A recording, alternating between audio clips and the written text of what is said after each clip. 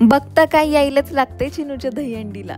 तर hello everyone, मी चैत्राली तुमच्या सगळ्यांचं स्वागत करते आजच्या या व्लॉगमध्ये। तर झालं असं, एक दिवशी चिनू टीव्ही बघत होता आणि त्याला त्यात दिसली दहीहंडी।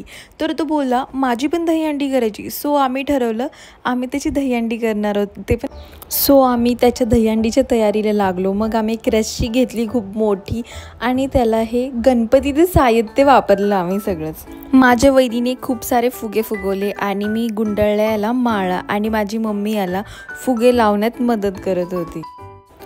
याच्यासाठी आम्ही काही स्पेशल सामान वगैरे आणलं नाही। आमच्या घरी गणपती असतो, त्यामुळे गणपतीचं जे सामान सापडलं त्याच्यातूनच जे काय होईल ते तर घरात सगळा असा पसारा पडला होता। याचं डिझाईन आम्ही काही ठरवून नव्हतं केलं, कारण की आम्हाला ऑलरेडी उशीर झालेला, अंधार पडत होता, त्यामुळे आम्ही पटपट केलं। पण ते ॲक्च्युअलमध्ये खरंच खूप छान दिसत होतं।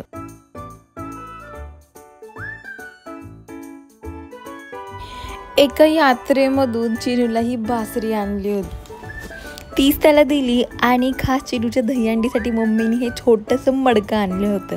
चिनूची साईज बघून त्यांनी एकदम छोटंसं दिलं होतं। हे छोटंसं मडकं आणि त्यात बासरी एकदम क्यूट दिसत होतं।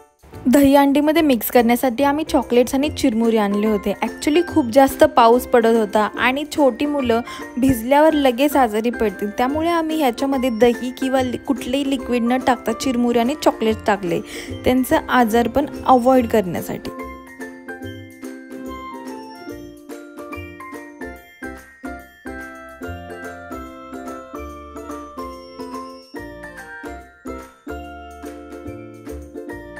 चॉकलेट्स बघून चिनू लगेच जवळ आला, पण आम्ही त्याला एक पण चॉकलेट दिलं नाही।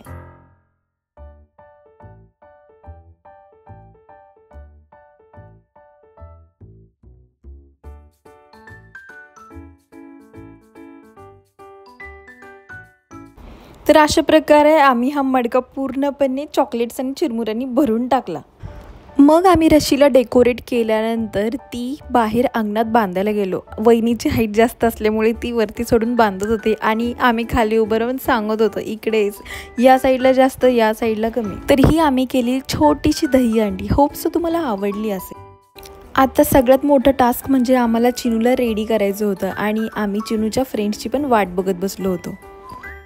तर माझ्या मम्मीनी चिनूसाठी हा कृष्णाचा ड्रेस आणला होता, तर आम्ही त्याला आता रेडी करत आहोत। त्याच्या रेडी करतानाचं शूट काही घेतलं नाही, कारण की तो खूपच जास्त त्रास देत होता।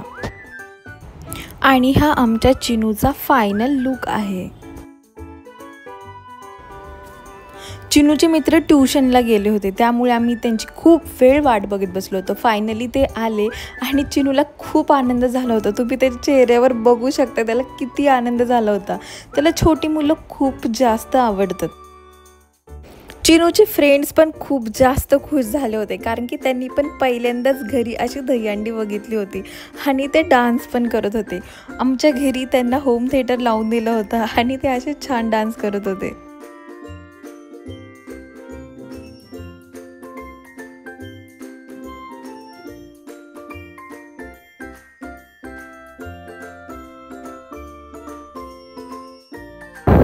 सगळी मुलं डान्स करून खूप दमली होती आणि त्यानंतर आम्ही त्यांना बाहेर नेलं दहीहंडी फोडण्यासाठी। त्यांच्या उंचीप्रमाणे आम्ही दहीहंडी जास्त काही वर बांधली नव्हती, खालीच होती, पण तरी पण ते थरची वगैरे प्रॅक्टिस करत होते। छोट्या मुलांना गाणे पण इतके आवडले होते की ते त्यांना कंट्रोलच करू शकत होते। त्यांनी बाहेर पण खूप डान्स केलं।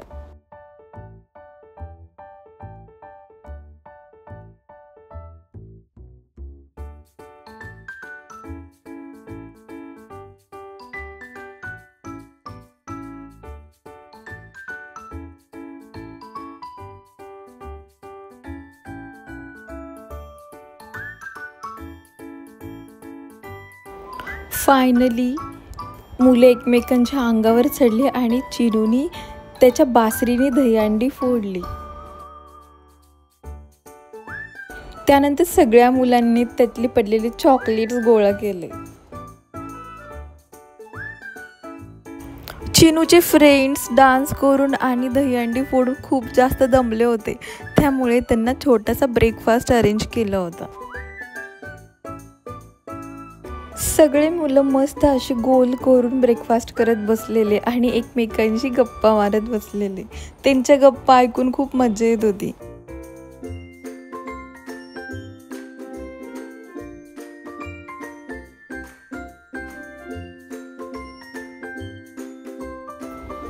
चिनू पण मित्रांसोबत त्यांचा ब्रेकफास्ट एन्जॉय करत होता.